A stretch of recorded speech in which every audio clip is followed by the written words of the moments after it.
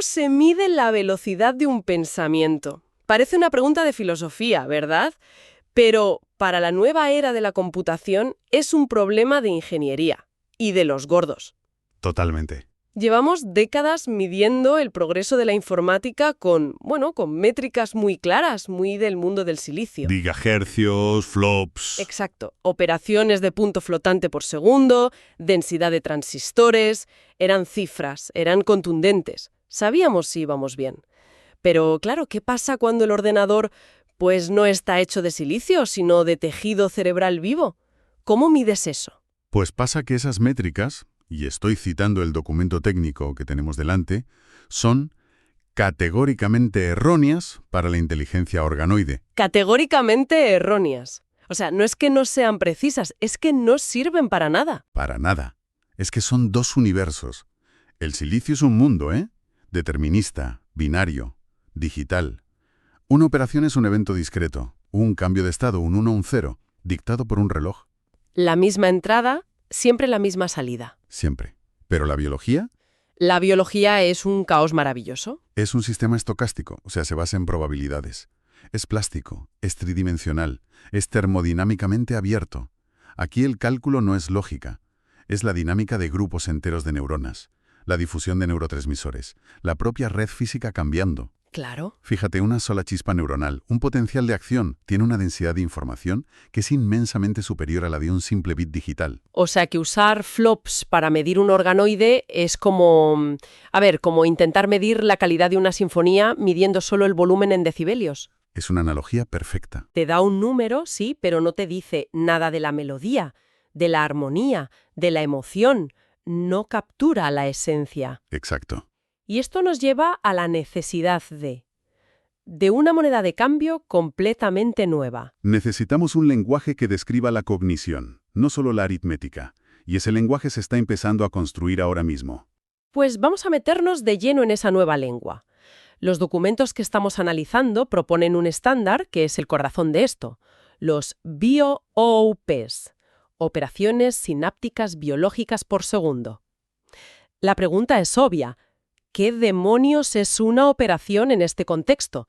Porque está claro que no es mover un 1 y un 0. Es la pregunta del millón. Y la respuesta es fascinante. Un BioOP no es un simple conteo de chispas, de neuronas que se activan. El estándar lo define como la tasa de eventos de transmisión de señal, exitosos, a través de la sinapsis. Exitosos. Sí, y aquí viene lo crucial. Ponderada por la eficacia de esas mismas conexiones. Para entenderlo, hay que ir pieza por pieza. Venga, vamos a desglosarlo. Primero, la escala. No solo importa cuántas neuronas se activan, sino con cuántas otras habla cada una. El fan-out que se dice en ingeniería. ¿Vale? En los organoides corticales maduros de los que hablan estos informes, el valor puede ser de entre 7.000 y 10.000 conexiones por neurona. Espera, un momento, para que lo visualice. Cada neurona individual está conectada y potencialmente hablando con otras 10.000 a la vez. Potencialmente sí. No es una cadena de montaje, es una explosión de comunicación. Es un paralelismo masivo que el silicio no puede ni soñar en replicar físicamente. Segundo punto. La fuerza de esas 10.000 conexiones. Es dinámica, cambia con la experiencia. ¿La memoria? Esa fuerza es la memoria física del sistema. Y ahora, el punto que lo cambia todo. La transmisión de la señal es probabilística. O sea que cuando una neurona dispara, no hay garantía de que el mensaje llegue a las otras 10.000. Ninguna. Es como si lanzara 10.000 cartas al aire y unas llegan y otras no, dependiendo del viento que sople en ese momento. Es una analogía buenísima. Y ese factor de azar, ese viento, lejos de ser un error, es una característica fundamental. Es útil. Permite la creatividad, la exploración. Exacto. No es un bug, es un feature. Vale, aquí hay algo que me parece el gran salto conceptual. La diferencia entre calcular y activar una ruta de memoria. En nuestros ordenadores, la memoria está en un sitio. La RAM, el disco duro. Y el procesador, la CPU, en otro. Y se pasan el día moviendo datos de un lado para otro. El gran talón de Aquiles de la computación clásica. El cuello de botella de von Neumann. Eso consume una cantidad de tiempo y de energía absurda. Pero por lo que describes, en la biología, la memoria... La fuerza de la sinapsis ¿Y el procesamiento? ¿La transmisión de la señal? Están en el mismo lugar físico. No hay cuello de botella porque no hay botella. Exactamente. La memoria y el cómputo son la misma cosa, y esa es la razón de su increíble eficiencia. De hecho, los documentos dan un dato de conversión que, bueno, es una aproximación, pero ilustra la potencia de esto. A ver. Para tareas complejas como reconocimiento de patrones con mucho ruido, se estima que un solo BIOOP puede ser funcionalmente equivalente a entre 10 y 45 flops. Un momento, de 10 a 45. Es un rango enorme. ¿De qué depende que sea 10 o que sea 45? Suena un poco escurridizo. Casi como marketing. Es una objeción muy razonable. El rango depende de la tarea específica. Para un problema muy matemático, muy estructurado, la equivalencia es baja. Claro. Pero para algo como reconocer una cara en una multitud con poca luz, donde tienes que manejar ambigüedad, probabilidad, la equivalencia se dispara. Vale, entiendo. Y la razón es lo que el documento llama cómputo físico. Cómputo físico. Explícame eso. Significa que la neurona no gasta energía en calcular una suma, como haría una neurona artificial en una GPU. La neurona es la suma y la activación por las propias leyes de la física, por la difusión de iones de potasio y sodio. O sea, La propia física hace el trabajo pesado por nosotros. Gratis. No simulamos la física. La usamos directamente. vale, creo que lo pillo. La eficiencia no viene de hacer los cálculos más rápido, sino de no tener que hacerlos, porque la propia estructura física del sistema los resuelve. Eso es. Alucinante. Es un cambio de paradigma total. Y si hablamos de eficiencia, esto nos lleva directos al consumo energético. Ahí la diferencia tiene que ser abismal. Que es otro orden de magnitud. Un centro de datos de IA, de los que entrenan los grandes modelos de lenguaje, necesita megavatios. El consumo de una ciudad pequeña. Exacto. Y la mayor parte de esa energía se convierte en calor que luego hay que disipar, lo que gasta más energía todavía. ¿Y un cerebro humano? El nuestro funciona, ¿eh? Con una tostada y un café. El cerebro humano funciona con unos 20 vatios. 20 vatios. La potencia de una bombilla de bajo consumo. Por eso la métrica clave que se está estandarizando no es solo BIOOPS, es BIOOPS por vatio.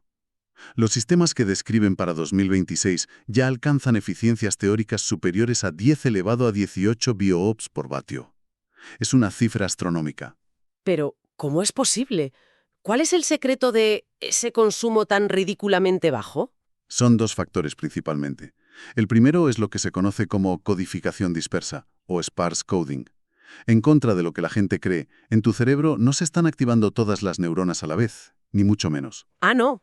En un momento dado, solo se activa una fracción pequeñísima, las que son absolutamente necesarias. Es como una biblioteca inmensa donde solo susurran los que necesitan hablar. En lugar de un mercado donde todo el mundo grita, que es como funciona una GPU. Buena analogía. Es inherentemente silencioso y solo gasta cuando es imprescindible. Vale, ese es un factor. ¿Y el segundo? El segundo es que la memoria es estable. Como decíamos, está en la estructura química de la sinapsis. Mantener esa estructura consume muy poco. Claro, no como la memoria RAM de un ordenador. Exacto. Que necesita un refresco constante de energía miles de veces por segundo solo para no olvidar los datos. Es un derroche constante de energía solo para mantener el status quo. Es un derroche brutal. De hecho, lo fascinante es que la computación biológica opera peligrosamente cerca del límite de Landauer. Que es un principio de la física, ¿no? Sí, que estipula la energía mínima teórica necesaria para borrar un bit de información. Es casi físicamente perfecta. El silicio opera a órdenes de magnitud por encima de ese límite. Y toda esa energía extra, calor. Vale, ok. Es potente para ciertas tareas, tiene una eficiencia energética casi perfecta, pero ¿es rápido? Y la latencia, el tiempo de respuesta, porque en el mundo real la velocidad lo es todo. Y para medir esto, los ingenieros recurrieron a un campo que, la verdad, nadie se esperaría. ¿A que no? Los videojuegos para móviles. Es una de las anécdotas más brillantes del informe. Para estandarizar la medición de la latencia, en lugar de empezar de cero, adaptaron un estándar que ya existía, el IEEE P2861. Y ese estándar era para medir el lag en los juegos. el lag, el enemigo mortal de cualquier gamer. Le das al botón de saltar y tu personaje se cae al abismo medio segundo después. ¡Qué frustrante! Pues esa frustración es la clave. En un juego, el retardo crítico es entre que tocas la pantalla y el personaje se mueve. el touch to display. Si es muy alto, el juego es injugable. Exacto. Pues en un organoide que está aprendiendo, el principio es el mismo, pero mucho más profundo. Si el feedback, la recompensa, llega demasiado tarde, se rompe la percepción de causalidad. No asocia la acción con la consecuencia. Es incapaz. Y si no hay asociación, el aprendizaje es literalmente imposible. Es como intentar enseñar a un perro a sentarse, pero le das el premio 5 minutos después de que lo haga. No va a entender nada. Absolutamente nada. Así que crearon un subestándar, el IEE P2861.4-BIO. Y aquí los términos ya son de ciencia ficción pura. A ver, La métrica ya no es touch to display, es latencia de intención a acción, o I2A. latencia de intención a acción. Es un concepto potentísimo. Mide el tiempo que pasa desde que el organoide genera un patrón que podemos identificar como una decisión hasta que el sistema que controla, sea un brazo robótico o un cursor, ejecuta esa acción. Pero por lo que decías, el retardo más importante no es ese, sino el que viene después, el del premio. Efectivamente. Y esa es la métrica más crítica de todas, la que define si el sistema puede aprender o no. El estándar la llama la ventana de elegibilidad de refuerzo. Suena importante. Lo es. El informe es muy claro. Para que una conexión sináptica se refuerce, la señal de recompensa tiene que llegar en una ventana temporal muy, muy estrecha. ¿Cómo de estrecha? Hablamos de entre 10 y 50 milisegundos después de la acción. 50 milisegundos como máximo. Eso es un parpadeo. Menos que un parpadeo. Si la recompensa llega más tarde, a los 100 milisegundos, por ejemplo, no solo no se refuerza la conexión, sino que podría incluso debilitarse. Vaya, Y el estándar también ayuda a gestionar lo que llaman el jitter biológico. el jitter, como la fluctuación en una señal de red. Exacto. La variabilidad temporal que tiene cualquier sistema vivo. No hay dos potenciales de acción idénticos. El estándar no intenta eliminar este ruido, sino caracterizarlo y trabajar con él. Porque a veces es útil, como decíamos, con la probabilidad. Justo. Entonces, si juntamos todas las piezas. A ver, hemos pasado de medir gigahercios a medir operaciones sinápticas, la eficiencia en bio o UPS por vatio, la latencia de la intención y las ventanas temporales para el aprendizaje. Esto ya no es un experimento de laboratorio en una placa de Petri. Esto suena a la ficha técnica de un producto. No, ya no es un experimento. La existencia de estos estándares tan detallados, los BIO-OPS, el IEEE del gaming, y también los del NIST, el Instituto Nacional de Estándares y Tecnología de Estados Unidos, es la prueba definitiva. Es la prueba de que la inteligencia organoide ha madurado. Se ha convertido en una disciplina industrial. ¿Y qué aporta el NIST a todo esto? ¿Qué pieza del puzzle faltaba? El NIST aporta la pieza más importante para la industrialización, la reproducibilidad. Proporciona lo que se conoce como materiales de referencia.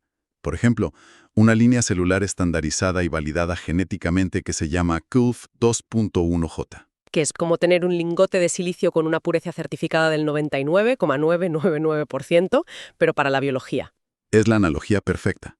Garantiza que un organoide fabricado en California sea comparable a uno fabricado en Suiza, porque parten de la misma base. Elimina una fuente de variabilidad enorme. Y asegura la reproducibilidad a escala industrial. Sin esto, no hay industria. Es la base para poder comparar resultados y construir sobre el trabajo de otros. Claro. Y esto nos lleva a la cita con la que cierra esta sección del informe. Para mí lo resume todo de una forma brillante. ¿Cuál es? Ya no medimos simplemente actividad en una placa. Medimos operaciones de cognición sintética con precisión de ingeniería. Uf, una frase potentísima. Precisión de ingeniería. Hemos completado la transición de medir la fuerza bruta del silicio a medir la eficiencia de la cognición biológica con estándares sacados de los videojuegos. Pero claro, ahora que tenemos un producto industrial, medible, estandarizado y, por tanto, valiosísimo, surge la siguiente pregunta, la inevitable. ¿Cuál? ¿Cómo se hackea? En nuestro próximo análisis nos sumergiremos en el vertiginoso mundo de la ciberseguridad en el webware. Y para que la audiencia se quede dándole vueltas, una última idea.